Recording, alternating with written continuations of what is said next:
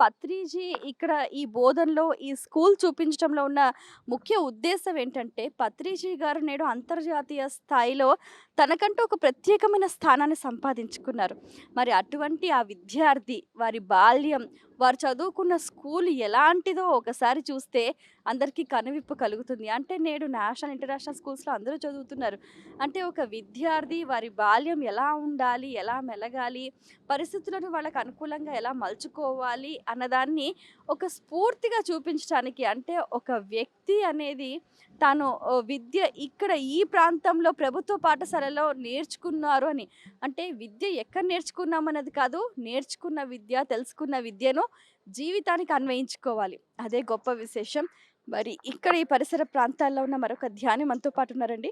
వారితో మాట్లాడదాం. చెప్పండమ్మా మీ పేరు, అలాగే పత్రి సార్‌తో మీకున్న అనుబంధం? పత్రిజారి ఇక్కడికొచ్చారండి. ఇంటికొస్తే మేమిక్కడనే పుట్టాము. ఇదే స్కూల్‌లో చదివామమ్మా. కంపల్సరీ మీరు ధ్యానంకి రావాలి, ధ్యానం చెయ్యాలి. పిల్లలు, మీరు, స్కూలు అందరికి చెప్పాలి మీరు. ఇంటింటికెళ్ళి గూడా చెప్పాలి ధ్యానం చేయమని. నాన్ వెజ్ మొత్తం మానేసేయాలి. మంచిగా ఆరోగ్యంగా ఉంటారమ్మా. మైండ్ ఫ్రెష్ ఉంటది అని చెప్పేవారు పత్రిజీ. వచ్చినప్పుడల్లా మేము కలిసేవాళ్ళము పత్రిజీకి. ఇక మా అన్నీ మానేసేసి పిల్లలకు కూడా చెప్పండి అంటే, చెప్తాం సార్, మా పిల్లలకు చెప్తాం, మేము చెప్తాం సార్ అని చెప్పాము. పత్రిజీ గారు మా అదృష్టము ఇక్కడ ఉండడము.